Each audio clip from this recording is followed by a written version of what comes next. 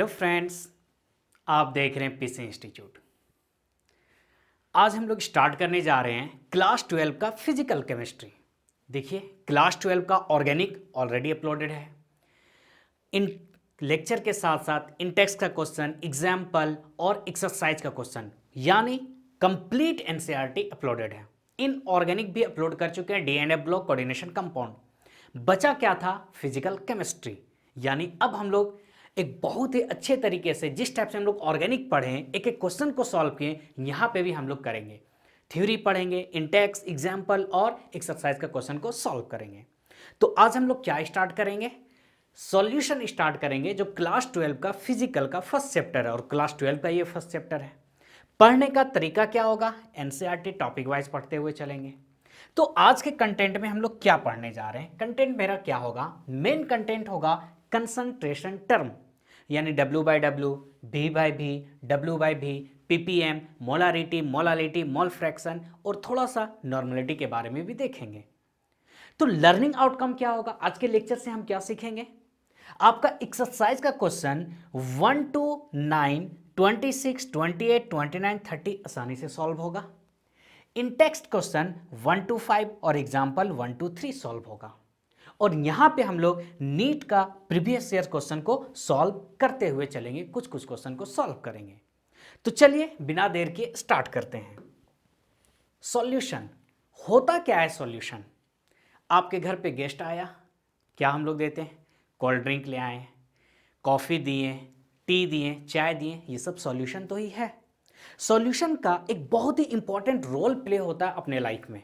Without solution हम बोल नहीं सकते हैं कि अपना लाइफ एग्जिस्ट ही कर सकता है। जस्ट लाइक एग्जाम्पल, हम लोग प्योर वाटर तो नहीं पी रहे ना, उसमें मिनरल्स वगैरह मिला हुआ है, तो भी क्या एक सॉल्यूशन है। शरबत बना के पी रहे हैं, वो भी मेरा क्या एक सॉल्यूशन ही है। तो क्या होता है सॉल्यूशन, उसे हम लोग थोड़ा देखते हैं। तो ध्यान दीजिए, सॉल्यूशन को हम डिफाइन कर सकते हैं क्या? Solution are homogeneous mixture of two और मोर देन टू कंपोनेंट। यानी सॉल्यूशन क्या होता है? एक होमोजेनियस मिक्सचर होता है जिसमें टू और मोर देन टू कंपोनेंट मिला होता है। जस्ट लाइक एग्जांपल देखिए, आपका टूथपेस्ट भी क्या एक सॉल्यूशन ही है। सॉल्ट वाटर, आप वाटर लिए, उसमें सॉल्ट को ऐड कीजिए, सॉल्ट वाटर बना, ये भी क्या एक सॉल्यूशन है। शुगर वाटर, ये भी क्या सॉल्यूशन है। स्वीट या फिर कॉफ़ी, ये भी मेरा क्या एक सॉल्यूशन ही है। लेकिन अब बात आता है कि डिफिनेशन में क्या है? Solution are homogeneous mixture. तो होमोजेनियस का मीनिंग क्या होता है? तो समझिए, हम लोग किसे होमोजेनियस बोलते हैं? Homogeneous mixture means its composition and properties are uniform throughout the solution या फिर थ्रू आउट द मिक्सचर। यानी होमोजेनियस कहने का मतलब है जो सॉल्यूट हम ऐड कर रहे हैं पूरा सॉल्यूशन में कंप्लीट मिल जाएगा। ऐसा नहीं है कि कहीं पे मिला कहीं पे नहीं मिला, नहीं। होमोजेनियस का मतलब क्या है? पूरा सॉल्यूशन में मेरा जो सॉल्यूट है वो कंप्लीट मिल जाएगा। अब एग्जांपल देखिए, अच्छे से समझ में आएगा। कॉफी, क्या कॉफी एक चीज से मिलके बनता है? नहीं, बहुत सारी चीज से। लेकिन क्या उसको हम अलग कर सकते हैं आसानी से? नहीं। तो ये क्या है? एक होमोजेनियस मिक्सचर है। वाइन, एयर, एयर भी क्या है? होमोजेनियस मिक्सचर है। ब्रास, पीतल जो होता है, होमोजेनियस मिक्सचर है। ब्लड, हम लोग का ब्लड भी क्या है? होमोजेनियस मिक्सचर है। उसी टाइप से विनेगर, नेचुरल गैस, स्टील, ये सब क्या होता है? एक होमोजेनियस मिक्सचर होता है। तो सॉल्यूशन क्या है? होमोजेनियस मिक्सचर से मिलके बनता है। अब बात आता है कि हेटेरोजेनियस मिक्सचर क्या होता है? जो साफ आप देख के अलग कर सकते हैं कि ये अलग है, तो क्या होता है? हेटेरोजेनियस मिक्सचर होता है। जैसे chocolate, pizza, soda with ice, soda उसमें क्या मिला? आइस मिला हुआ है ना। सैलेड, जो आप खाने के साथ खाते हैं सैलेड, ये क्या है? बर्गर, ये सब क्या है? हेटेरोजेनियस है। लेकिन सॉल्यूशन एक्चुअल में होता क्या है? सॉल्यूशन एक होमोजेनियस मिक्सचर होता है। तो अब समझ पा रहे हैं क्या है solution? Solution are homogeneous mixture of two और मोर देन टू कंपोनेंट। अब इस बात को थोड़ा समझते हैं। टू और मोर देन टू कंपोनेंट एक सॉल्यूशन है। मान लीजिए आप शरबत बना रहे हैं, वाटर लिए, शुगर को ऐड किए, अब थोड़ा टेस्ट बढ़ाने के लिए नींबू भी ऐड कर दिए। तो ऐसा नहीं है कि हम दो ही कंपोनेंट लेते हैं, मोर देन टू कंपोनेंट भी ले सकते हैं। तो अब यहां पे सॉल्यूशन का क्या क्या कंपोनेंट होता है उसके बारे में थोड़ा समझते हैं। सॉल्यूशन दो चीज से मिलकर बनता है, एक सॉल्यूट और एक सॉल्वेंट। अगर एक ही सॉल्यूट है और एक ही सॉल्वेंट है तो हम लोग उसे बोलते हैं बाइनरी सॉल्यूशन, और इस चैप्टर में हम सिर्फ बाइनरी सॉल्यूशन भी को भी पढ़ेंगे। क्या कहना चाह रहे समझिए, आपको शरबत बनाना है, आप वाटर लिए, उसमें शुगर को ऐड कर दीजिए, तो यहां पे देखिए एक वाटर एक शुगर, दो कंपोनेंट हुआ, तो इसे हम लोग बोलते हैं बाइनरी सॉल्यूशन। अब शुगर ऐड करने के साथ साथ थोड़ा नींबू भी ऐड कर दिए, लेमन ऐड कर दिए, तो अब यहां पे देखिए वाटर के साथ साथ शुगर भी है, नींबू भी है, लेमन है ना, तो थ्री कंपोनेंट होता है, इसे बोलते हैं टर्नरी सॉल्यूशन, है ना। अब टेस्ट बढ़ाने के लिए थोड़ा सा सॉल्ट ऐड कर दिए, तो इसे बोलेंगे क्वाटरनरी सॉल्यूशन। लेकिन इस चैप्टर में हम लोगों को क्या पढ़ना है, बाइनरी सॉल्यूशन पढ़ना है, यानी एक सॉल्यूट होगा और एक सॉल्वेंट होगा। तो चलिए अब थोड़ा सा कंसेप्ट देखते हैं, किसे हम लोग सॉल्यूट बोलते हैं और किसे सॉल्वेंट बोलते हैं। आप क्या पढ़े हैं अब तक कि सॉल्यूट हम किसे बोलेंगे, जो लेस अमाउंट में प्रेजेंट होगा उसे हम सॉल्यूट बोलेंगे, और जो लार्ज अमाउंट में यानी मेजर अमाउंट में जो प्रेजेंट होगा उसे हम क्या बोलते हैं, सॉल्वेंट बोलते हैं। लेकिन याद रखिए ये कंसेप्ट आपको गलत कर सकता है। क्यों, थोड़ा सा समझते हैं एग्जाम्पल से। देखिए, तो ये जैसे वाटर सॉल्वेंट है, सॉल्यूट हम इसमें ऐड कर रहे हैं, मिलके मेरा क्या बन रहा है, सॉल्यूशन बन रहा है। तो चलिए यहाँ पे थोड़ा सा कंसेप्ट देखते हैं, किसका, सॉल्यूट और सॉल्वेंट का। मान लीजिए ये सॉल्यूशन तैयार किया गया है ना, ये क्या तैयार किया गया, एक सॉल्यूशन तैयार किया गया है। तो देखिए यहाँ पे ग्लूकोज कितना है, 360 ग्राम, वाटर कितना है, 90 ग्राम। तो आप क्या पढ़ें, जो लेस अमाउंट में सॉल्यूट, जो मेजर अमाउंट में यानी लार्ज अमाउंट में क्या, सॉल्वेंट। तो आपको यहाँ पे देख के क्या लग रहा होगा कि ग्लूकोज तो 360 ग्राम है, वाटर 90 ग्राम है, तो ग्लूकोज मेरा क्या होगा, क्या होगा, सॉल्वेंट होगा, और वाटर मेरा क्या होगा, सॉल्यूट होगा। लेकिन आप गलत हैं, क्योंकि केमिस्ट्री में ना अमाउंट पे बात नहीं होता है, यहाँ पे मोल्स पे बात होता है। आप क्लास 11th में पढ़ चुके होंगे, मोलारिटी मोल्स पे बात होगा, मोलारिटी मोल फ्रैक्शन, सब किस पे बात हो रहा है, मोल्स पे बात हो रहा है। यानी केमिस्ट्री में अमाउंट पे बात नहीं होता है, मोल्स पे बात होता है। तो आप अगर अमाउंट पे देखिएगा तो आप मिस कर जाइएगा। तो आप यहां पे किस पे आप ध्यान दीजिएगा, मोल्स पे। तो चलिए मोल्स निकाल के देखते हैं। ग्लूकोज का मास कितना है, 360 ग्राम। जब मास दिया रहता है तो हम लोग मोल्स कैसे निकालते हैं, याद कीजिए, गिवन मास बाय मोलर मास। तो ग्लूकोज का यहां पे अगर हम मास देखें तो क्या है, 360 ग्राम है, हम ग्लूकोज का निकाल रहे हैं। गिवन मास कितना है, 360 ग्राम। ग्लूकोज का मोलिकुलर मास कितना होता है, 180 ग्राम। कितना होता है, 180। अगर हम इसे डिवाइड कर दें तो कितने आया, 2 मोल्स आया। कितना आया, 2 मोल्स। अब वाटर को देख लें, चलिए, गिवन मास कितना है, 90 ग्राम। मोलिकुलर मास कितना होता है वाटर का, 18 ग्राम। तो 18 से हम डिवाइड कर दिए, ये कितने आया, 5 मोल आया। क्या आया, 5 मोल। तो यहां पे हम सॉल्यूट उसे बोलेंगे जिसका मोल ज्यादा होगा, ना कि अमाउंट ज्यादा होगा। तो देखिए 90 ग्राम तो वाटर है, लेकिन मोल कितना है, 5 मोल है। ग्लूकोज 360 ग्राम है, लेकिन मोल कितना है, 2 मोल है, तो कम ना हुआ। तो जो ज्यादा नंबर ऑफ मोल प्रेजेंट होगा मेरा सॉल्वेंट होगा। तो अब यहां पे मेरा सॉल्वेंट कौन हो गया, H2O, वाटर होगा। और सॉल्यूट कौन हुआ, यहां पे ग्लूकोज हुआ। कौन हुआ, ग्लूकोज।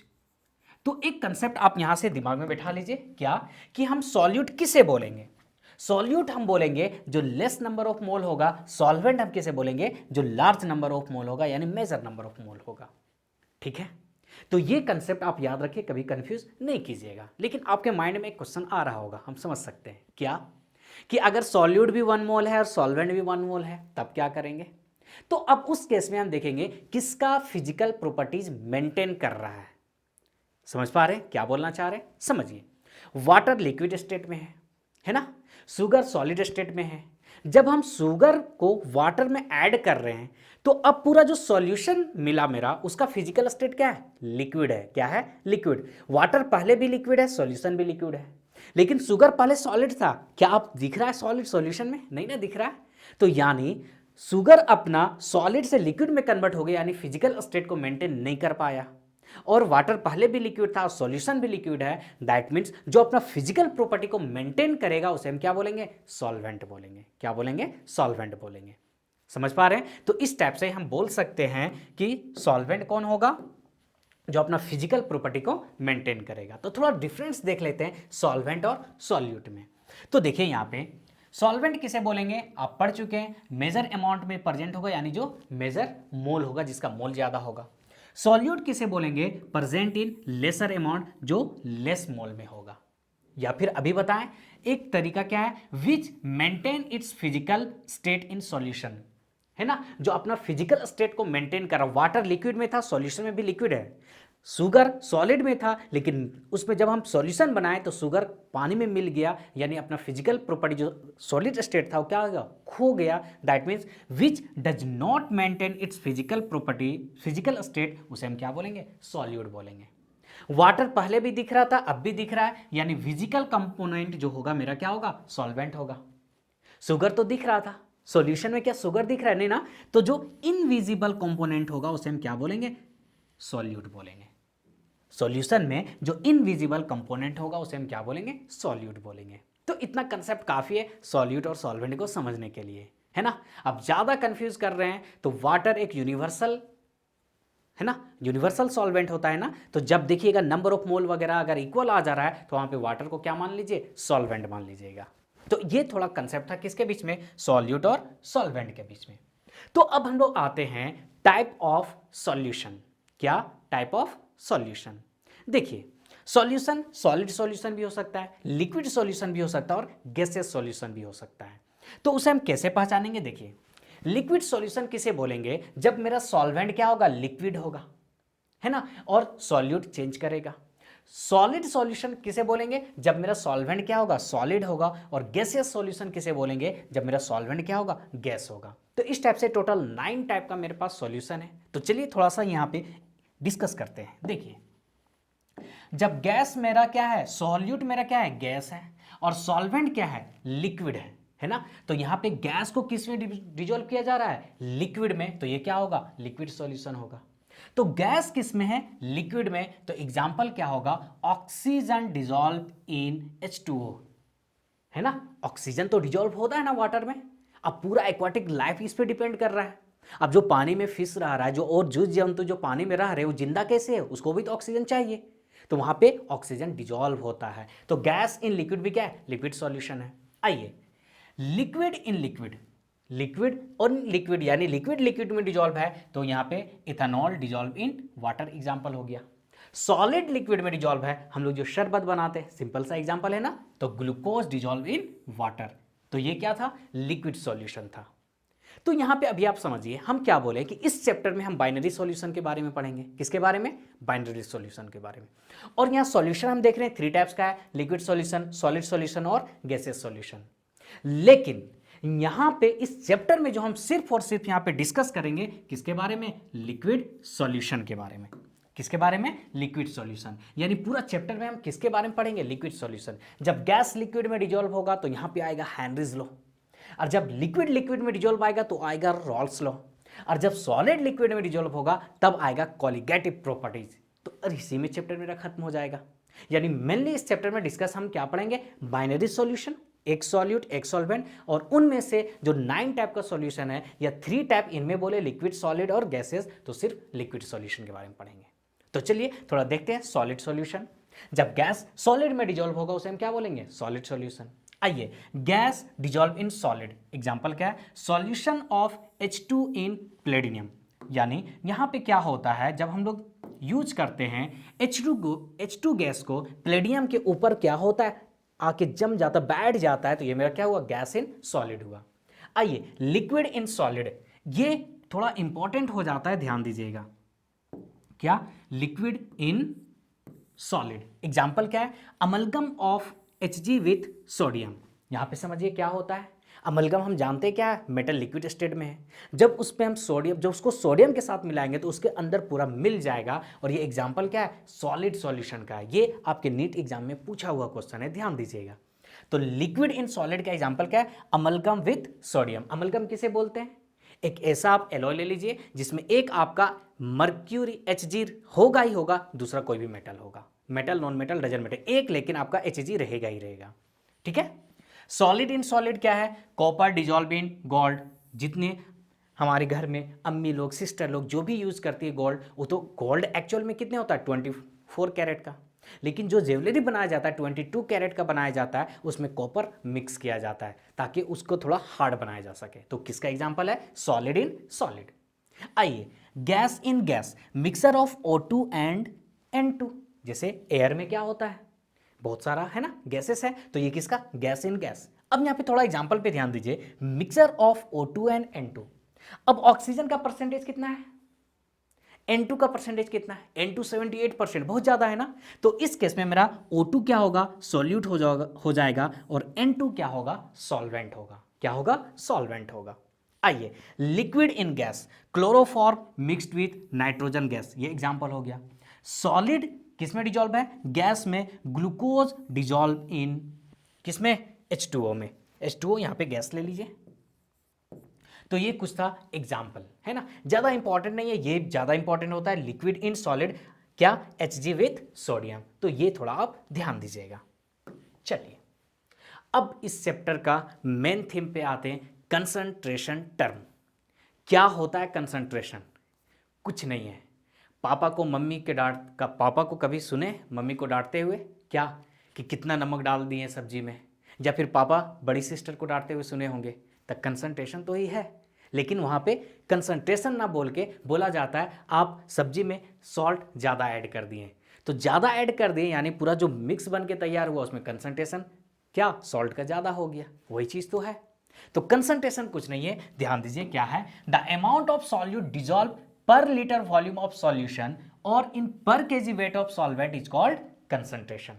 यानी अमाउंट ऑफ सॉल्यूट जो एक पर लीटर सॉल्यूशन में डिजॉल्व होता है उसे हम क्या बोलते हैं, कंसंट्रेशन बोलते हैं। या अमाउंट ऑफ सॉल्यूट जो पर केजी में डिजॉल्व होगा, केजी सॉल्वेंट में डिजॉल्व होगा, उसे हम क्या बोलेंगे, कंसंट्रेशन बोलेंगे, है ना। अब कंसंट्रेशन, अब पापा से क्या सुने मम्मी को डांटते हुए, नमक ज्यादा दिया, कितना ज्यादा दिया, ये तो बात नहीं होता ना, नमक ज्यादा था। दैट मीन्स यहां पे जो कंसंट्रेशन का बात हो रहा है ये क्या, क्वालिटेटिव एनालिसिस, है ना। लेकिन इस चैप्टर में हम लोग क्वालिटेटिव एनालिसिस के बारे में नहीं पढ़ेंगे, क्वांटिटेटिव एनालिसिस के बारे में पढ़ेंगे कि अगर नमक ज्यादा है वेज में, सब्जी में, तो कितना ज्यादा है, यानी कौन सा कंसंट्रेशन टर्म का हम बात कर रहे हैं, क्वांटिटेटिव एनालिसिस के बारे में बात कर रहे हैं। तो चलिए एक एक करके इसे हम लोग डिस्कस करते हैं। आइए, कंसंट्रेशन टर्म देखिए, कंसंट्रेशन टर्म दो टाइप का होता है, एक जो टेम्परेचर पे डिपेंड करेगा और एक जो टेम्परेचर पे डिपेंड नहीं करेगा। तो हम कैसे पहचानेंगे, जिस फॉर्मूला में वॉल्यूम आ जाएगा, क्या आएगा, वॉल्यूम, वो हमेशा याद रखिएगा टेम्परेचर डिपेंडेंट होगा, और जिसमें वॉल्यूम नहीं आएगा वो क्या होगा, टेम्परेचर इंडिपेंडेंट होगा। तो देख लीजिए, टेम्परेचर डिपेंडेंट क्या है, V बाई भी, अभी हम लोग पढ़ेंगे क्या होता है, volume by volume. W by भी, मोलारिटी, मोलारिटी फार्मूला अभी हम लोग देखेंगे, number of moles of solute in per litre solution, तो यहाँ पे वॉल्यूम आ गया। नॉर्मलिटी और ppm, ppm parts per million, अगर V बाई भी और W बाई भी में रिप्रेजेंट कर रहे हैं तो ये मेरा क्या हुआ, टेम्परेचर डिपेंडेंट होगा, क्योंकि सभी में एक फॉर्मूला में क्या आ रहा है, वॉल्यूम आ रहा है। टेम्परेचर इंडिपेंडेंट क्या होता है, W बाई W, है ना, मोल फ्रैक्शन, मोलारिटी और पीपीएम जब W बाई W से रिप्रेजेंट करेगा तो उस वक्त तो क्या होगा, टेम्परेचर इंडिपेंडेंट होगा। अब बात आता है कि दोनों को रिलेट कौन करेगा, तो बहुत ही इंपॉर्टेंट यहां पे होता है, इन दोनों को रिलेट कौन करता है, डेंसिटी करता है। कौन करता है, डेंसिटी, है ना। तो डेंसिटी इक्वल टू क्या होता है, मास बाय वॉल्यूम। क्या होता है, मास बाय वॉल्यूम। आप क्लास 11 के फर्स्ट चैप्टर में पढ़े होंगे, मोलारिटी दिया है, मोलारिटी पूछ देता है, लेकिन वहां पे डेंसिटी आपको दिया होगा, या फिर मोलारिटी दिया, मोलारिटी पूछ देगा तो डेंसिटी दिया होगा। तो इन दोनों को एक दूसरे से रिलेट कौन करेगा, डेंसिटी करेगा। कौन करेगा, डेंसिटी। हाँ, यहीं पे इसी टाइप का क्वेश्चन ज्यादा आप क्लास 11 का एग्जाम्पल में देखिए, क्वेश्चन है मोलारिटी दिया और मोलारिटी पूछा, वहां पर वो डेंसिटी दिया है। यहाँ पे अभी हम लोग उस क्वेश्चन को सॉल्व भी करेंगे। तो चलिए अब डिस्कस करते हैं। आइए, फर्स्ट क्या है, मास परसेंटेज। क्या है, मास परसेंटेज। क्या होता है मास परसेंटेज, समझिए। सबसे पहले तो आप परसेंटेज समझिए क्या होता है। आप क्लास 10 पढ़ के आए हुए हैं, आपका 90% आया, कितना आया, 90%। कैसे निकालें, आप जो मार्क्स ऑब्टेंड किए हैं बाय टोटल मार्क्स इंटू 100, क्योंकि परसेंटेज है 100 से मल्टीप्लाई करेंगे। बस वही कंसेप्ट यहां पे अप्लाई करना है यहां पे क्या देखिए, W बाई W। क्या है, W बाई W परसेंटेज। तो देखिए, अगर हमको सॉल्यूट का परसेंटेज निकालना है तो हम क्या रखेंगे, मास of solute, mass of solute. लेकिन नीचे क्या होगा, आप 90% मार्क्स लाए थे तो नीचे हम क्या लिखे थे, टोटल मार्क्स, तो यहां पे क्या होगा, मास ऑफ सॉल्यूशन होगा, मास ऑफ सॉल्यूशन। लेकिन क्योंकि हम लोग परसेंटेज निकाल रहे हैं तो याद रखिएगा इसे हम लोग किससे मल्टीप्लाई करेंगे, 100 से मल्टीप्लाई करेंगे। किससे मल्टीप्लाई करेंगे, 100 से मल्टीप्लाई करेंगे। तो इस टाइप से हम लोग W बाय W निकालते हैं, है ना, मास of solute by mass of solution into 100। ये डिटो आपका एनसीईआरटी से लिखा हुआ है। मास परसेंटेज कैसे निकालेंगे, mass of the component in the solution by total mass of the solution into 100। अगर हमको मास परसेंटेज सॉल्वेंट के निकालने के लिए बोलेगा तो ऊपर में क्या लिखेंगे, मास ऑफ सॉल्वेंट, नीचे तो टोटल होगा ही सॉल्यूशन ना, मास ऑफ सॉल्यूशन इनटू 100। बस ये कंसेप्ट आपको याद रखना है। अब यहां पे ध्यान दीजिए कंसेप्ट क्या, अगर आपको लिखा हुआ मिलता है 10% glucose in water by mass, इसका मीनिंग क्या है ये समझना होगा क्योंकि क्वेश्चन में बहुत सारा आ जाएगा। क्या लिखा हुआ है, 10% glucose in water bye solution, तो 10% ग्लूकोज है वाटर में बाय मास, इसका मतलब क्या हुआ, इसका मतलब हुआ कि 10 gram glucose dissolve in 90 gram of water, या बोल सकते हैं 10 gram glucose dissolve in 100 gram solution, क्योंकि टोटल हमको क्या लाना है, सॉल्यूशन टोटल 100 ग्राम होना चाहिए। तो ये 10 ग्राम मेरा क्या हो जाएगा, सॉल्यूट हो जाएगा, क्या होगा, सॉल्यूट होगा। और 90 ग्राम वाटर में डिजॉल्व है तो वाटर मेरा क्या हो जाएगा, सॉल्वेंट होगा। तो 90 ग्राम वाटर लिखे या 100 ग्राम सॉल्यूशन लिखे कोई फर्क नहीं पड़ता है, 10 gram glucose dissolve in 100 gram solution, ये मीनिंग हुआ 10% glucose in water by mass का। अगर ये समझ में आ गया तो सारा इजी लगेगा आपको, एक ही जैसा है। आइए वॉल्यूम परसेंटेज क्या है, वॉल्यूम परसेंटेज तो कैसे निकालेंगे, volume of the component by total volume of the solution into 100, है ना, just like V by V अगर हमको निकालना है, ध्यान दीजिए, देखिए वॉल्यूम परसेंटेज ऑफ सॉल्यूट निकालना है, क्या निकालना है, सॉल्यूट। तो सिंपल हम क्या रखेंगे, क्योंकि V बाय V है ना, तो किस में बात होगा, वॉल्यूम में बात होगा, किस में बात होगा, वॉल्यूम में। तो volume of the solute, volume of the solute bye क्या होगा, volume of the solution, volume of the solution. क्योंकि परसेंटेज है तो क्या करेंगे, 100 से मल्टीप्लाई करेंगे, किससे मल्टीप्लाई करेंगे, 100 से, क्योंकि V बाय V था तो ऊपर भी वॉल्यूम नीचे भी वॉल्यूम, सॉल्यूट का निकाले तो volume of solute by volume of the solution. समझ पा रहे हैं। अब आइए जो आप पिछले बार पढ़े हैं जस्ट अभी उसी का मीनिंग यहां पे आप समझिए। 10% इथेनॉल सॉल्यूशन इन वाटर, इसका मीनिंग क्या आप खुद से सोचिए, क्या बोल रहा है, 10% इथेनॉल सॉल्यूशन इन वाटर, क्या, अब यहां पे वॉल्यूम यहां पे होना चाहिए बाय वॉल्यूम, समझने के लिए बाय वॉल्यूम, यानी आपको क्या दिया हुआ है, 10% ethanol solution in water by volume.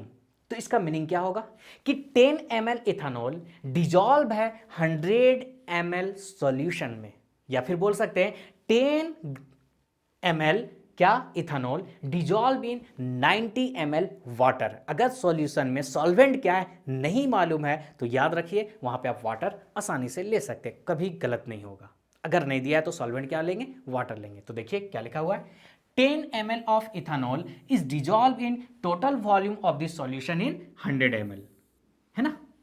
चलिए अब यहां पे समझिए, एक यहां पे एनसीईआरटी से इसे हम यहां पे लिए हैं, देखिए क्या है, 35% V by V solution of ethylene glycol, कितना परसेंट, 35%, क्या, V by V solution of ethylene glycol and antifreeze, ये एंटीफ्रीज के जैसा काम करेगा जो हम लोग यूज करते हैं कूलिंग इन कार इंजन। गर्मी के दिनों में देखते होंगे कार का इंजन बहुत ज़्यादा हीट हो जाता है, या बस वगैरह जो पुराना बस होता है देखते हीट हो जाता है, वहाँ पे पानी डाला जाता है। तो कार के इंजन को ठंडा रखने के लिए 35% V बाय V सॉल्यूशन किसका यूज किया जाता है, इथाइलिन ग्लाइकोल का यूज किया जाता है। तो ये था आपका क्या, V बाय V।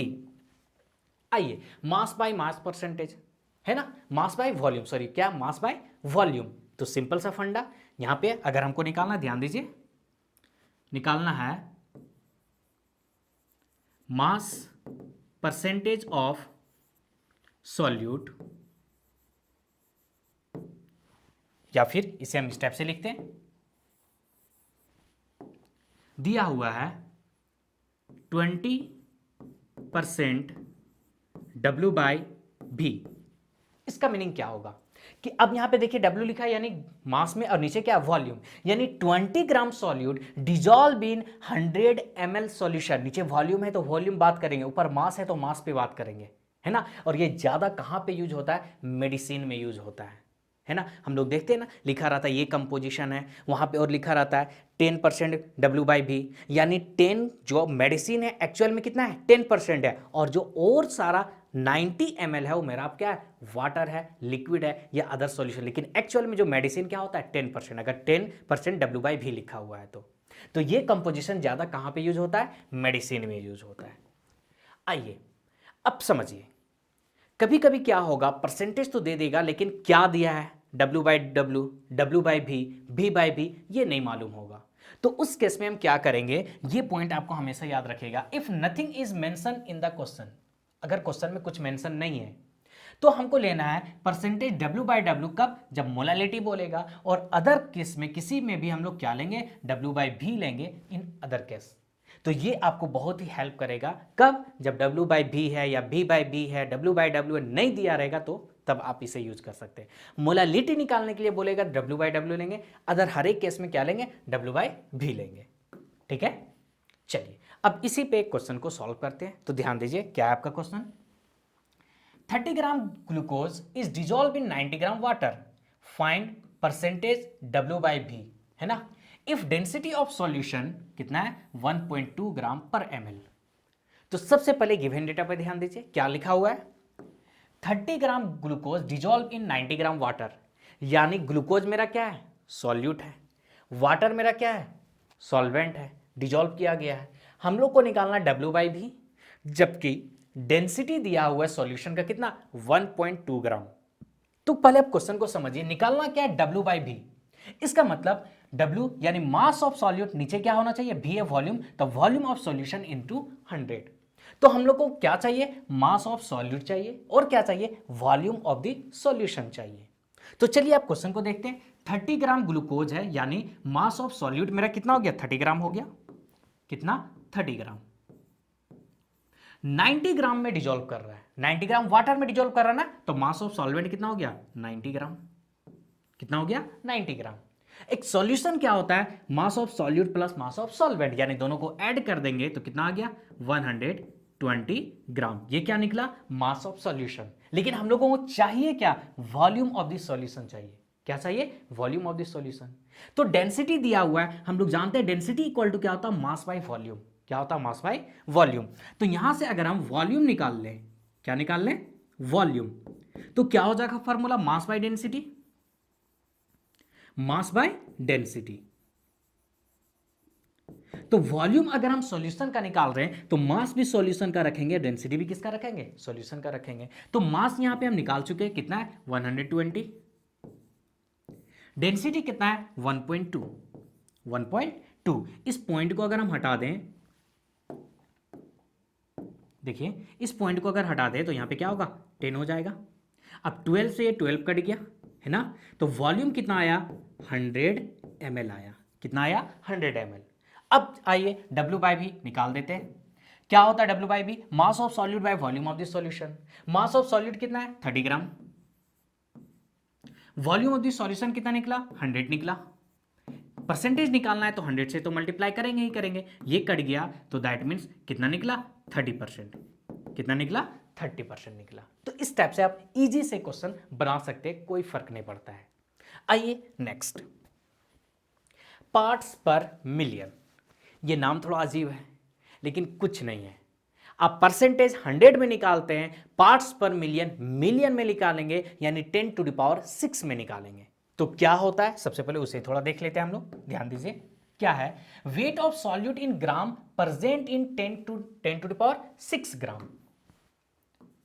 क्या होता है parts per million ppm, weight of solute in gram present in 10⁶ gram solution. अच्छा लिखा हुआ है 6 gram solution is called ppm of the solution. क्या कहलाता है ppm ऑफ द सॉल्यूशन, यानी सॉल्यूट का मास 10⁶ ग्राम सॉल्यूशन में कितना होगा वही मेरा क्या कहलाएगा ppm कहलाएगा। क्या कहलाएगा ppm कहलाएगा। ये यूज कहां पे होता है इस बात को आप समझिए। अभी हम क्या बोले मास ऑफ सॉल्यूट किस में डिजोल्व है, 10⁶ ग्राम यानी मिलियन ग्राम में। इससे क्या पता चल रहा है कि सॉल्यूट बहुत कम है, यानी पीपीएम वहां पे यूज करते हैं जहां पे सॉल्यूट बहुत ही कम होता है, यानी डाइल्यूट सॉल्यूशन होता है। तो ऐसा कहां पे होता है, एयर पॉल्यूशन में। एयर का कितना पॉल्यूटेड है इसको फाइंड करने में किया जाता है। अभी देखिए चारों तरफ आप देखिए, क्या आपको एयर में डस्ट दिख रहा है, नहीं, लेकिन पॉल्यूटेड तो है ना। इससे क्या पता चला कि परसेंटेज एयर पॉल्यूशन तो है लेकिन बहुत ही कम है, बहुत ही डाइल्यूट है। तो इसलिए यहां पे अब हम लोग इसको किस में एक्सप्रेस करेंगे, पीपीएम में। तो कहां कहां पे यूज किया जाता है, concentration of polluted gas in air, concentration of fluoride ion in toothpaste. इसे समझते हैं। देखिए हम लोग जो वाटर लेते हैं ना, उसमें फ्लोराइड आयन कितने पीपीएम का होता है, 1 पीपीएम। कितने का होता है, 1 पीपीएम। इससे क्या पता चला कि 1 ग्राम फ्लोराइड प्रेजेंट है 10⁶ ग्राम वाटर में। लेकिन यही फ्लोराइड अगर 1 पीपीएम से बढ़ के, क्या बोल रहे हैं, F माइनस आयन कितना परसेंट होता है वाटर में, 1 पीपीएम। तो ये क्या करेगा, टूथ डीके से बचाएगा, यानी टूथ को, मेरा दांत को अच्छे से सेफ रखेगा।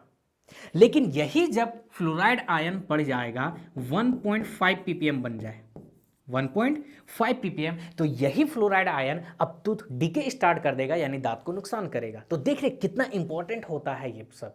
थोड़ा सा तो ही बढ़ा, 0.5 ग्राम बढ़ा 10⁶ ग्राम वाटर में, है ना।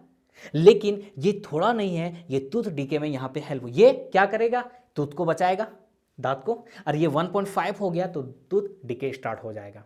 इसी टाइप से पीपीएम हम लोग कहां यूज करते हैं, हार्डनेस ऑफ वाटर में, है ना, चेक करने के लिए कि ये पानी खारा पानी है या मीठा पानी है। Hardness of water, just like example समझिए, अगर हम बोलें 5 ग्राम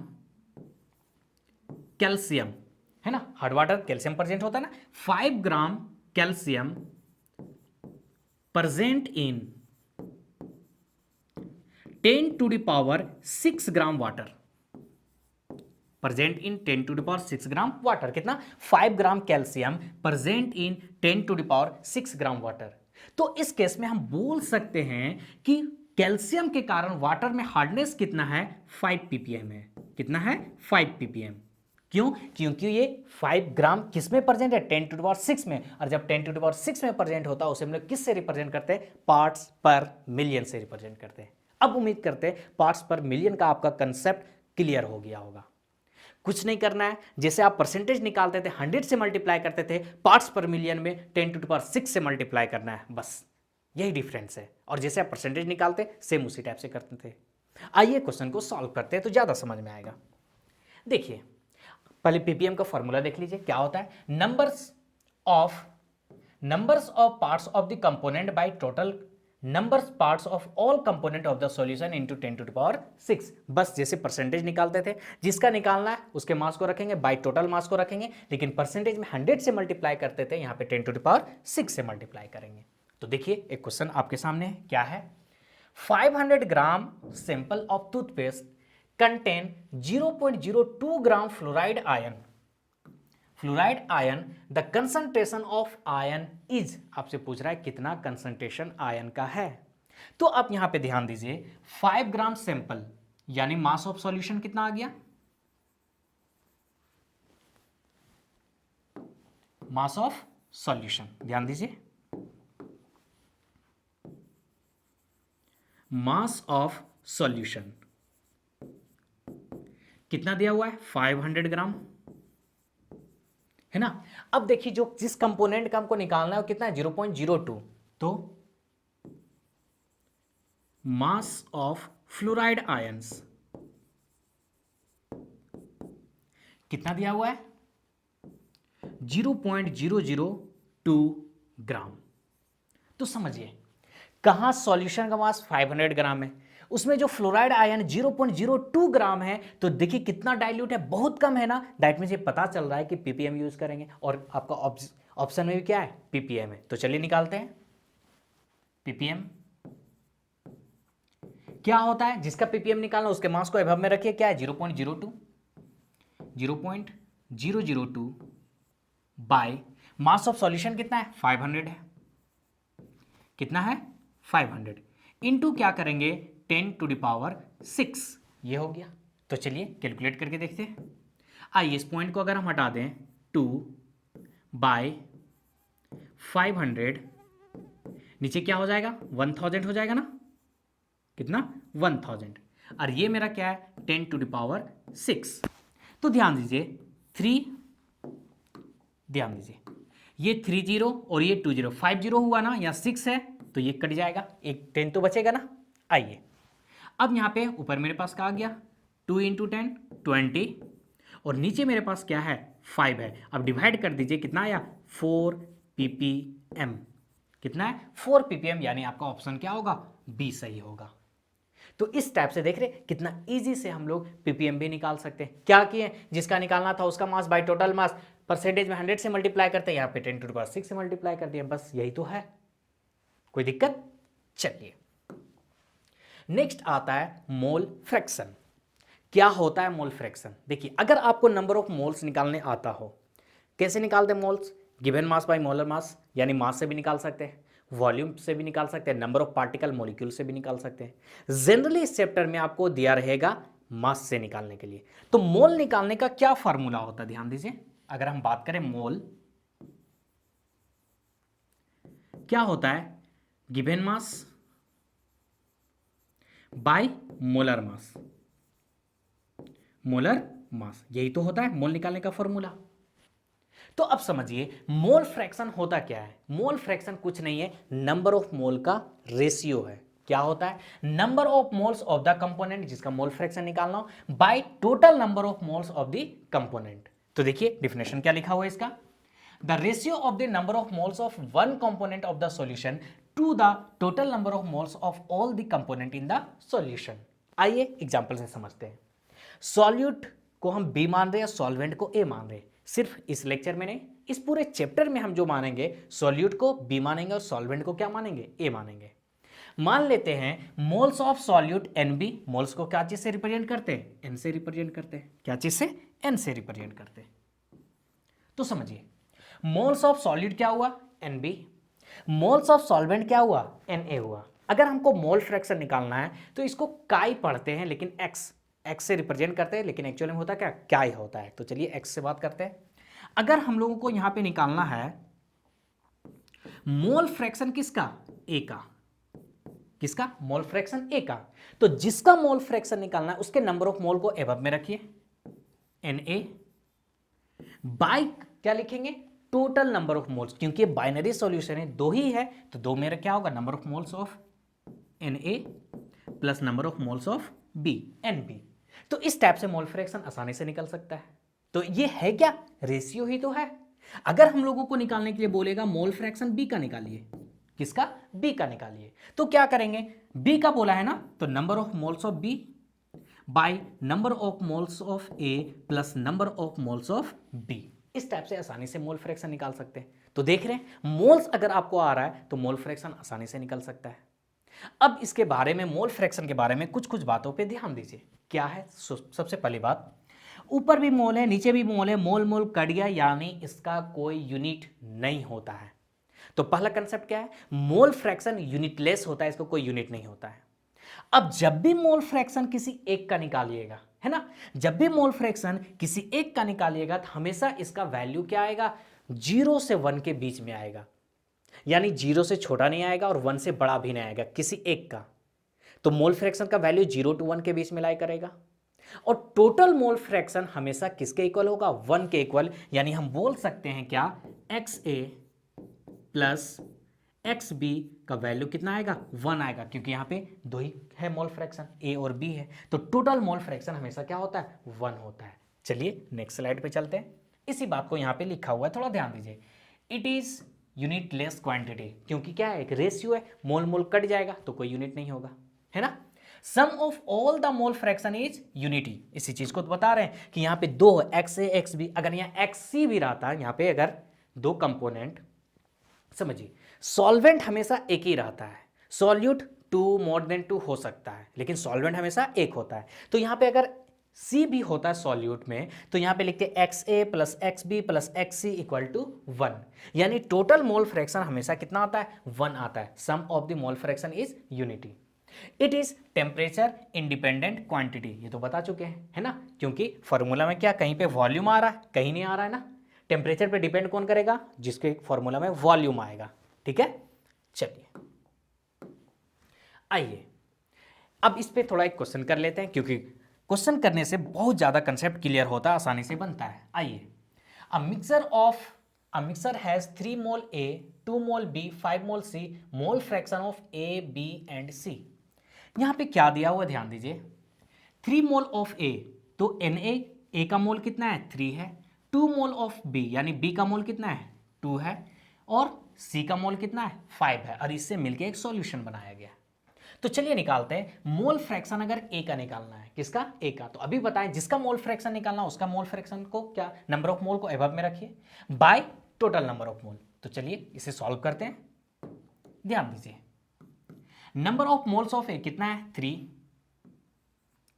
bye total number of moles Na plus Nb plus Nc, तो क्या हुआ है 3 प्लस 2 प्लस 5, टोटल कितना हो गया 10 हो गया। तो ये मेरा कितना आ गया 0.3 आ गया मोल फ्रैक्शन। उसी टाइप से अगर हमको निकालना है मोल फ्रैक्शन बी का, तो नंबर ऑफ मोल बी का रखेंगे by total number of mole. B का कितना है 2 by total Na plus Nb plus Nc, तो 3 प्लस 2 प्लस 5 क्या हुआ 10 हुआ, तो ये कितना आ गया 0.2 आ गया मोल फ्रैक्शन। अब यहां पे ध्यान दीजिए, हमको सी का निकालना है, किसका, सी का।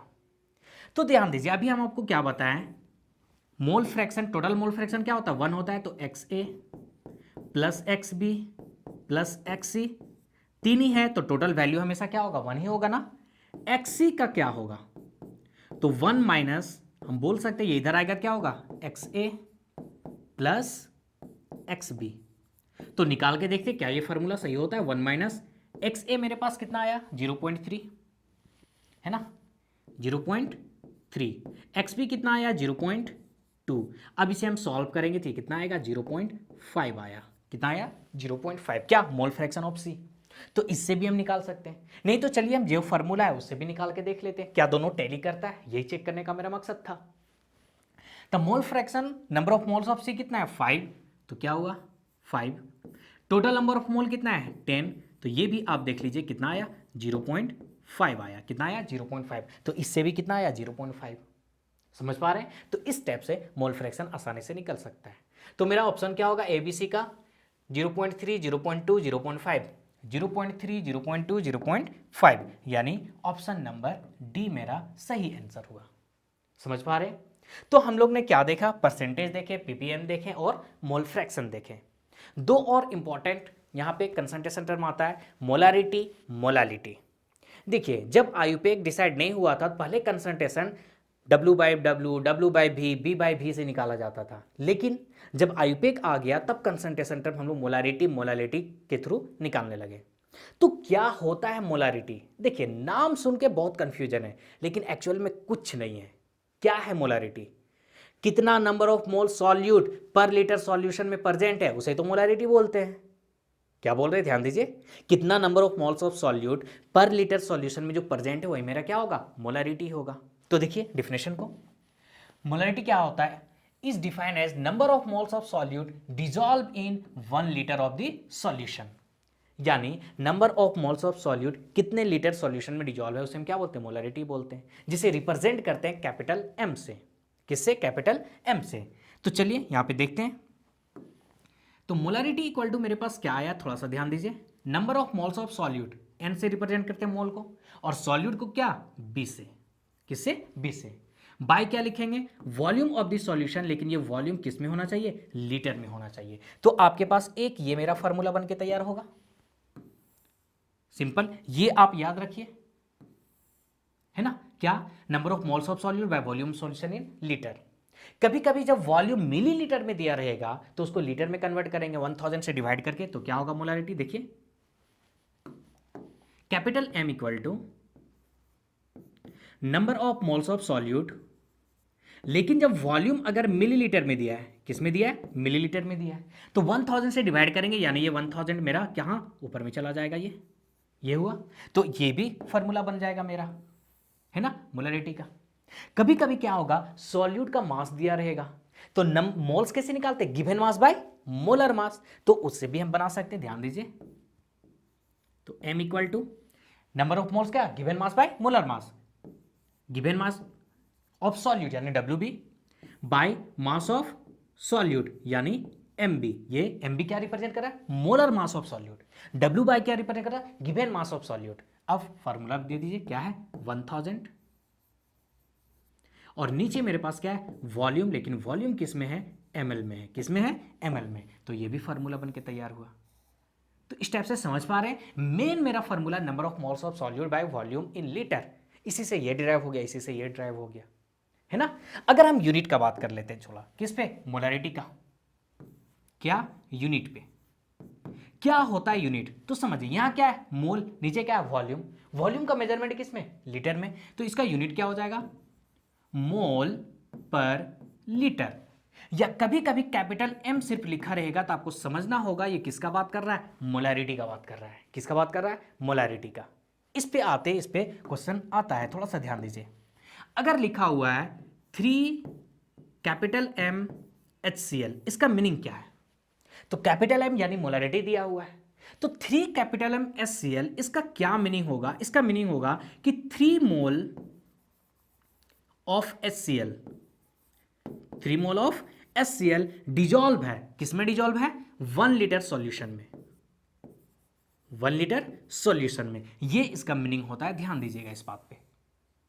क्या बोल रहे हैं, 3 कैपिटल M HCl का मीनिंग क्या होगा, 3 mole of HCl dissolve in 1 litre of the solution, है ना। अगर यहां रहता है 2 कैपिटल M HCl यानी 2 mole of HCl dissolve in 1 litre of the solution, तो यही होता है क्या, मोलारिटी। झूठ मूठ के कंफ्यूज है, मोलारिटी नाम सुन के डर लग रहा, नहीं, number of moles of solute पर लीटर सॉल्यूशन में जो डिजॉल्व है उसे हम क्या बोलते हैं, मोलारिटी बोलते हैं। तो कैपिटल M N/V, वॉल्यूम किस होना चाहिए, लीटर में, अगर मिलीलीटर में तो 1000 से मल्टीप्लाई कर देंगे ऊपर में, क्योंकि नीचे यहाँ पे डिवाइड होता है तो ऊपर जाके क्या होगा, मल्टीप्लाई हो जाएगा।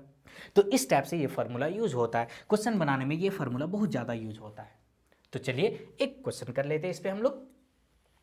आइए देखिए क्या दिया, the weight of H2SO4 required, क्या है, the weight of H2SO4 required makes 250 ml semi molar solution of H2SO4 is.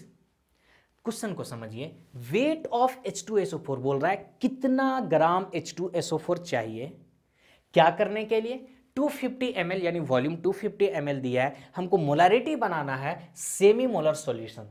तो अब यहां पे सेमी मोलर समझना होगा, सेमी का मतलब क्या होता है, आधा, हाफ।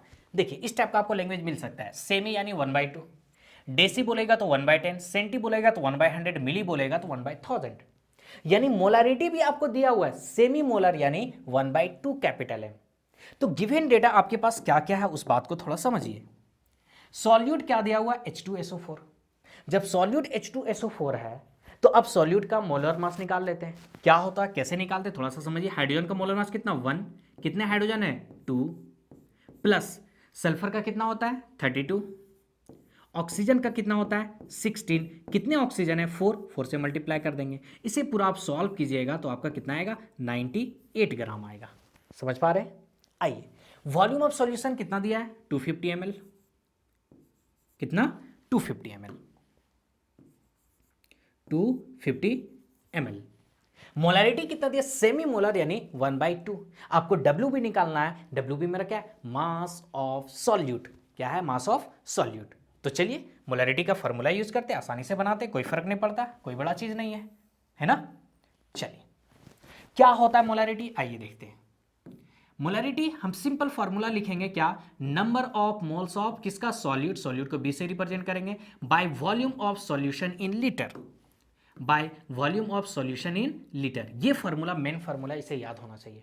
अब n को चेंज कर देंगे और वॉल्यूम को मिलीलीटर में चेंज कर देंगे, तो क्या होगा, ध्यान दीजिए, कैपिटल M इक्वल टू, ये क्या, number of moles of solute, क्या होता है, मास दिया है, मास पूछा है ना, तो given mass by molar mass, यानी चेंज कर देंगे, ये क्या हो जाएगा, WB यानी मास of solute by molar mass of solute into, अब वॉल्यूम को मिलीलीटर में चेंज करना, क्योंकि मिलीलीटर में दिया हुआ है, तो यहां पे क्या होगा, वॉल्यूम किस में, मिलीलीटर में, और जब मिलीलीटर में तो यहां पे क्या होगा, 1000 होगा, क्या होगा, 1000 होगा। तो ये हो गया फार्मूला।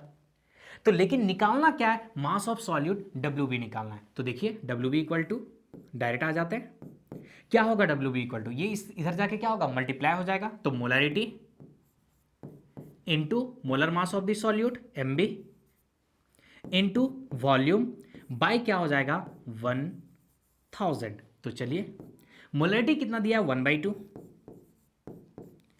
मोलिकुलर मास कितना निकला 98 ग्राम, वॉल्यूम कितना है 250 ml, 250 ml बाय 1000 है ना। देखिए ये 2 से डिवाइड अगर हम कर दे इसे, ये क्या हो गया 49। आइए 250 ये कितने टाइम्स में जाएगा, 4 टाइम्स में जाएगा, है ना। तो मेरे पास क्या आ गया 49/4, डिवाइड करें 1 2 है ना, 4 1 जा 4 कट जाए, 4 2 जा 8 करें 1 बचा, है ना। तो क्या 4 2 जा 8 1 बचा ना, फिर 2 बचा तो 5, कितना आया 12.25, 12.25, दैट मीन्स मेरा आंसर क्या होगा बी होगा। तो इस टाइप से देखिए, अगर आपको गिवन डेटा लिखने आ रहा है तो आसानी से क्वेश्चन को सॉल्व कर सकते हैं। क्वेश्चन बनाने का तरीका क्या होना चाहिए, सबसे पहले जो गिवन डेटा है उसे लिख लीजिए, समझ पा रहे हैं, ये अगर आप लिख लिए तो आधा क्वेश्चन यहीं पे आपसे सॉल्व हो जाएगा। पहचानिए कि क्वेश्चन में क्या क्या दिया हुआ है। तो ये था मेरा क्या, मोलारिटी। एक क्वेश्चन और कर लेते हैं मोलारिटी पे, देखिए क्या दिया हुआ है, 18 ग्राम ग्लूकोज, क्या है 18 ग्राम ग्लूकोज जिसका मोलिकुलर मास दिया है 180 is added to 90 gram water, find molarity of this solution जिसका डेंसिटी दिया हुआ है कितना 1.08 ग्राम। तो चलिए सबसे पहले गिवन डेटा देखिए क्या दिया हुआ, 18 ग्राम ग्लूकोज यानी मास ऑफ सॉल्यूट B आपको दिया हुआ है WB, कितना दिया हुआ है 18 ग्राम, ये आपको क्या दिया हुआ है WB दिया हुआ है 18 ग्राम, है ना। मास ऑफ सॉल्वेंट कितना होगा 90 ग्राम, यानी ये क्या दिया है WA दिया हुआ है। अब मास ऑफ सॉल्यूशन क्या होगा, दोनों को ऐड कर देंगे ना, तो ऐड कर दीजिए, क्या हो गया 8108 ग्राम। हम लोग को निकालने क्या बोल रहा है, मोलारिटी निकालने बोल रहा है, क्या बोल रहा है मोलारिटी। तो मोलारिटी का फॉर्मूला फिर से आ जाइए, क्या होगा M equal to number of moles of solute by volume of solution, किसमें लीटर में, यानी वॉल्यूम चाहिए, लेकिन हम लोग को मिला क्या है सॉल्यूशन का मास मिला है। तो अब रिलेट कौन करेगा, डेंसिटी। तो डेंसिटी इक्वल टू क्या होता है मास बाय वॉल्यूम। तो यहां से अगर हम लोग को वॉल्यूम चाहिए तो वॉल्यूम इक्वल टू क्या हो जाएगा बताइए, mass by density, mass by density. चलिए मास कितना निकला 108 ग्राम, डेंसिटी कितना है 1.08, कितना है 1.08। इस पॉइंट को हटाते हैं तो यहां पे क्या होगा 100 हो जाएगा, ये कट गया तो कितना वॉल्यूम आ गया 100 ml, कितना वॉल्यूम आया 100 ml। तो चलिए अब आसानी से मोलारिटी निकाल लेते हैं। तो molarity M equal to number of moles of solute, चलिए चेंज कर देते हैं, मोल्स गिवन मास यानी WB बाय मोलर मास यानी क्या MB,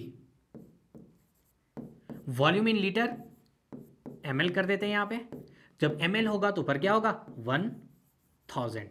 अब चलिए सारा वैल्यू पुट कर देते हैं, गिवन मास ऑफ सॉल्यूट कितना है 18 gram into 1000 bye molecular mass of solute, molecular mass of solute क्या है ग्लूकोज कितना है 180, तो आ जाइए 180 इंटू वॉल्यूम कितना दिया हुआ है हम लोगों को, वॉल्यूम कितना निकला 100 निकला, कितना निकला 100। तो चलिए अब इसे हम लोग यहाँ डिवाइड कर देते हैं, आ जाइए देखिए 30 है ना, ये कट गया 18 से 18 कट गया, यानी कितना आया 1। तो मोलारिटी कितना आया आपका 1 यूनिट लिख दीजिए मोल पर लीटर, मोल पर लीटर। तो इस टाइप से हम लोग मोलारिटी निकाल सकते हैं। अब बात आता है मोलारिटी क्या हो गया, जब मोलारिटी हो गया तो मोलारिटी बचा कुछ नहीं है, मोलारिटी क्या आता है number of moles of solute पर लीटर सॉल्यूशन, मोलारिटी। मोलारिटी क्या होगा number of moles of solute, वो तो वही है, लेकिन यहां पर लीटर सॉल्यूशन नहीं होगा, पर केजी सॉल्वेंट होगा, बस यही डिफरेंस है। क्या बोले फिर से ध्यान दीजिए, मोलारिटी क्या बोल रहे हैं number of moles of solute पर लीटर सॉल्यूशन, वहां पे सॉल्यूशन का बात होगा, लेकिन मोलालिटी में क्या होगा, number of moles of solute per KG solvent या सॉल्वेंट पे बात होगा। और इसे हम लोग स्मॉल एम से रिप्रेजेंट करेंगे। किससे? स्मॉल एम से रिप्रेजेंट करेंगे। तो देख लीजिए definition, molality is defined as number of moles of solute per KG of the solvent. Small M से रिप्रेजेंट करेंगे moles of solute by mass of solvent in KG. आइए फॉर्मूला लिख के देखते हैं। m equal to moles of solute NB, नीचे अब क्या होगा, मास ऑफ सॉल्वेंट होगा। क्या होगा? सॉल्वेंट। लेकिन ये किस में होना चाहिए? केजी में होना चाहिए। किस में होना चाहिए? केजी में। अब दोनों को ग्राम में कन्वर्ट करके आसानी से चलिए फॉर्मूला बनाते हैं। आइए, तो molality small m equal to mass, क्या number of moles of solute, क्या हो WB mass of solute by molar mass of solute. अब मास ऑफ सॉल्वेंट किससे रिप्रेजेंट करते हैं? A से, तो W है। ग्राम में है तो ऊपर मेरा क्या हो जाएगा? 1000। तो ये मेरा फॉर्मूला बन के निकला क्या?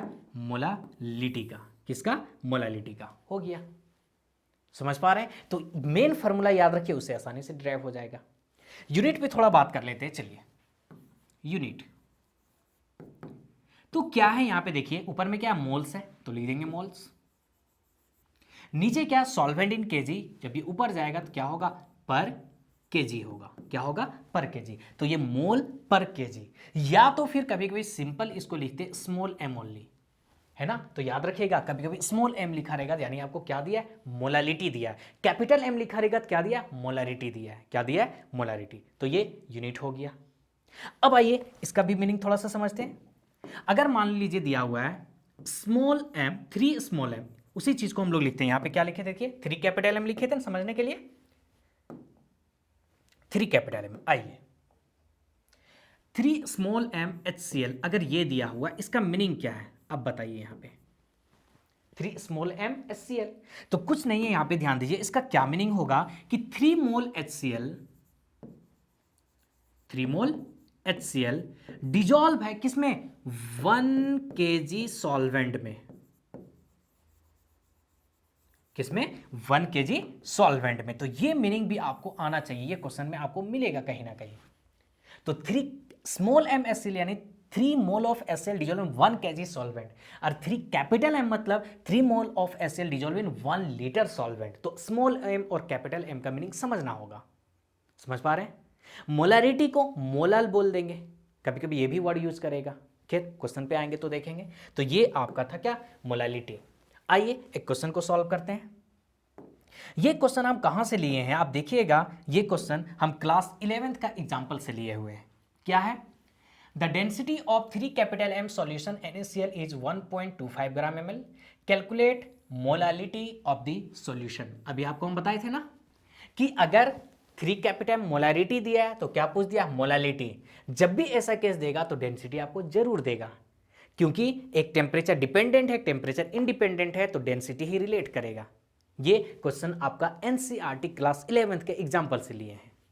तो चलिए देखते हैं क्या क्या डेटा दिया हुआ है। सबसे पहले समझिए 3 कैपिटल एम NaCl, इसका मीनिंग क्या हुआ? अभी बताए थे 3 कैपिटल एम NaCl का मीनिंग क्या हुआ? 3 mole of NaCl dissolve in 1000 ml solution बोले या 1 लीटर सॉल्यूशन बोले, कोई फर्क नहीं पड़ता है। तो चलिए अब हम लोग आते हैं 3 कैपिटल एम यानी 3 मोल NaCl दिया है, तो मोल तो पता है। अब यहां से NaCl का क्या हम मोलर मास निकाल सकते हैं, सॉल्यूट का निकाल सकते हैं Mb। Na का कितना होता है? 23, क्लोरीन का 35.5, ऐड कीजिए 55.5। मोल क्या होता है? Given mass by molar mass. Solute का निकाल रहे हैं तो सॉल्यूट का मास बाय सॉल्यूट का मोलर मास। तो यहां से हम क्या निकाल लेंगे? WB यानी मास ऑफ सॉल्यूट। क्या होगा? Moles into molecular mass. कितने मोल्स है? 3। Mb कितना है? 58.5। जब मल्टीप्लाई करेंगे तो कितना आएगा? 175.5 ग्राम आएगा। यहां तक ठीक है? आइए अब यहां पे समझिए, डेंसिटी ऑफ सॉल्यूशन दिया है 1.25 ग्राम पर ml, ये दिया हुआ है। और 3 कैपिटल एम NaCl का मीनिंग क्या हुआ? 3 मोल NaCl dissolve in 1000 ml solution, यानी आप वॉल्यूम भी आपको दिया है ना? कितना? 1000 ml। तो डेंसिटी दिया है, वॉल्यूम दिया है, तो क्या यहां से हम मास नहीं निकाल सकते हैं? आसानी से निकाल सकते हैं। तो डेंसिटी इक्वल टू क्या होता है? Mass by volume. तो मास ऑफ सॉल्यूशन क्या होगा? Density into volume. तो डेंसिटी कितना है? 1.25। कितना है 1.25, वॉल्यूम कितना है 1000। चलिए इसे मल्टीप्लाई कर दे अगर 1250,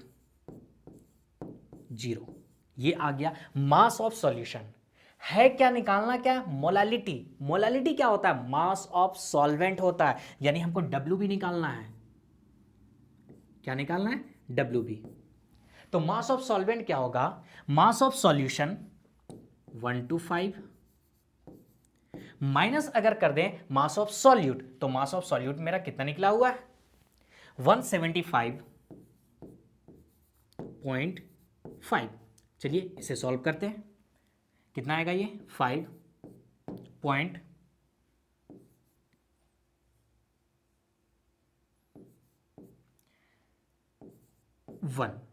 ये आपका आ गया क्या, मास ऑफ सॉल्वेंट। तो अब निकालना मोलालिटी इजी है, number of moles of solute by solvent in kg. Formula अगर ब्रेक करें तो W B by M B 1000 by W A. Small M किसे रिप्रेजेंट कर रहा है, मोलालिटी को। चलिए लेकिन अभी हम क्या बोले, मोलालिटी हम क्या होता है, number of moles of solute by solvent in KG.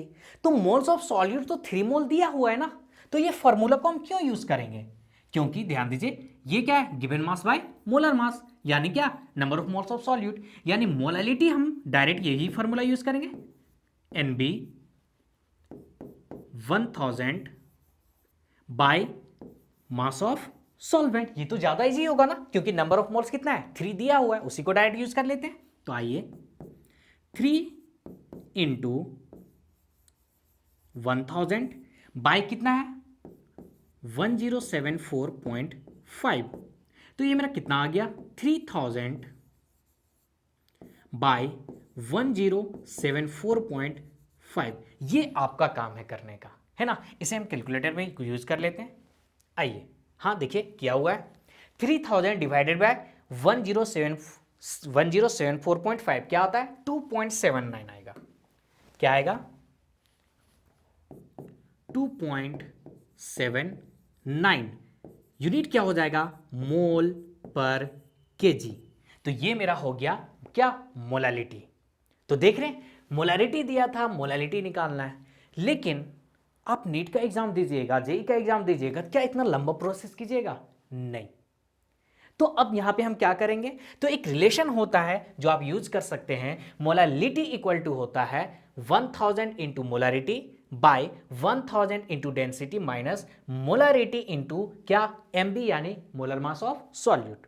अगर शॉर्ट में बोले तो molality equal to 1000 into capital M molarity, 1000 into rho, rho किसे रिप्रेजेंट कर रहा है डेंसिटी को, कैपिटल एम मोलारिटी को, और M B molar mass of किसका सॉल्यूट का।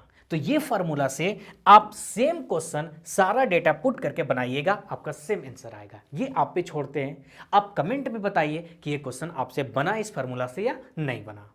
तो चलिए आगे बढ़ते हैं। आइए एक क्वेश्चन और बना लेते हैं, किस पे हम लोग, मोलालिटी पे। देखिए जितना ज्यादा क्वेश्चन को प्रैक्टिस कीजिएगा आपके लिए उतना अच्छा है। तो देखिए क्या दिया हुआ है, 30 gram urea dissolve in water to make 100 gram solution, find molality of the solution. तो अभी हम आपको क्या बताएं कि क्वेश्चन बनाने का सबसे अच्छा तरीका क्या है, गिवन डेटा को लिखिए। 30 ग्राम यूरिया यानी सॉल्यूट का मास कितना, डब्ल्यू बी कितना है 30 ग्राम है, कितना दिया हुआ है 30 ग्राम।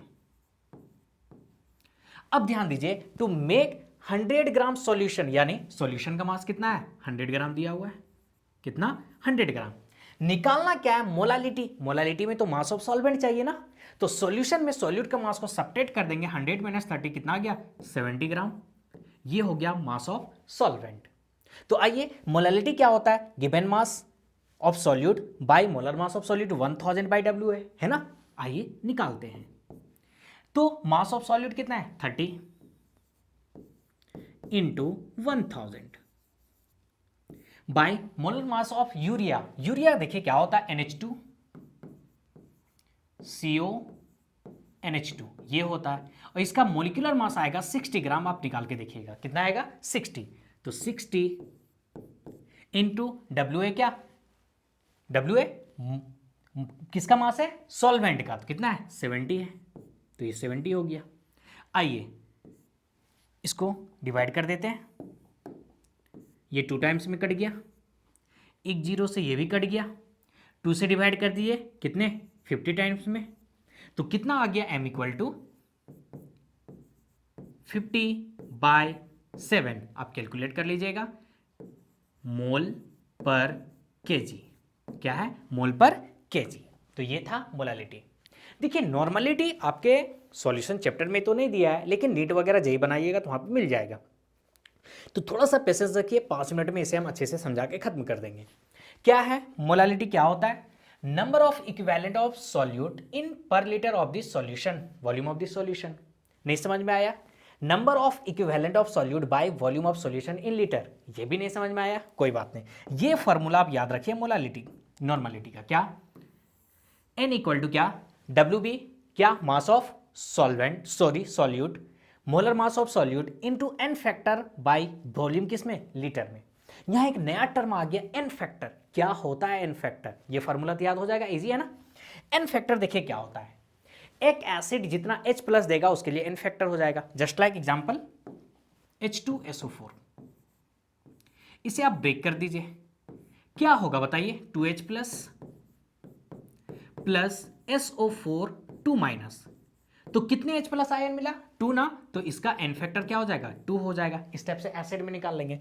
सेम अगर बेस में बात करेगा तो n फैक्टर मान लीजिए MgOH का होल 2, तो बेस में क्या होगा? जितना OH माइनस आयन मिलेगा वही आपका n फैक्टर हो जाएगा। तो ये टूटेगा किस में? देखिए Mg प्लस 2OH माइनस, तो यहां पे n फैक्टर आपका कितना हो गया? 2 हो गया, 2OH माइनस आयन मिला। इसी टाइप से n फैक्टर अगर हम बोलेंगे सॉल्ट में, मान लीजिए AlCl3, इसमें बताइए n फैक्टर कितना है? तो जितना टोटल पॉजिटिव चार्ज या फिर टोटल नेगेटिव चार्ज, दोनों में से कोई एक, तब देखिए एक एल्युमिनियम में कितना चार्ज होता है? +3। पॉजिटिव देखे तो, नेगेटिव देखे तो 1 क्लोरीन पे -1, 3 क्लोरीन कितना हुआ? 3। तो यहाँ पे n फैक्टर कितना आ गया? 3 आ गया। कितना आ गया? 3। तो इस टाइप से n फैक्टर आसानी से हम लोग निकालते हैं। और सिंपल ये फॉर्मूला याद रखिए, किसका? नॉर्मलिटी का, है ना। अगर ये फॉर्मूला नहीं, कभी कभी इजी क्वेश्चन देता है, तो यहां से एक बात ध्यान रखिएगा, देखिए नॉर्मलिटी और मोलरिटी में एक रिलेशन होता है। नॉर्मलिटी इक्वल टू होगा मोलरिटी, आप अभी सीख चुके निकालने, इनटू n फैक्टर। कभी कभी इजी में इससे आपका काम हो जाएगा। तो ये याद रखिएगा, क्या? नॉर्मलिटी का रिलेशन। नॉर्मलिटी इक्वल टू क्या? मोलरिटी तो आप जानते हैं निकालना, n फैक्टर बताएं, एसिड में जितना H प्लस दिया, बेस में जितना OH माइनस दिया, सॉल्ट में जितना उस पर क्या होगा? पॉजिटिव या टोटल नेगेटिव चार्ज होगा। तो इस टाइप से आज हम लोग फिजिकल केमिस्ट्री का स्टार्ट किए हैं फर्स्ट चैप्टर सॉल्यूशन। आप कमेंट में बताइए आपको कहीं प्रॉब्लम तो नहीं हो रहा है। हम पहले थ्योरी कंप्लीट करेंगे, उसके बाद इसका इन टेक्स्ट क्वेश्चन, एग्जाम्पल, एक्सरसाइज सारा क्वेश्चन को सॉल्व करेंगे। पहले आप सॉल्व कीजिए, नहीं होता है कमेंट में बताइए, सारा क्वेश्चन को सॉल्व करेंगे। तो मिलते हैं नेक्स्ट लेक्चर के साथ। Thank you.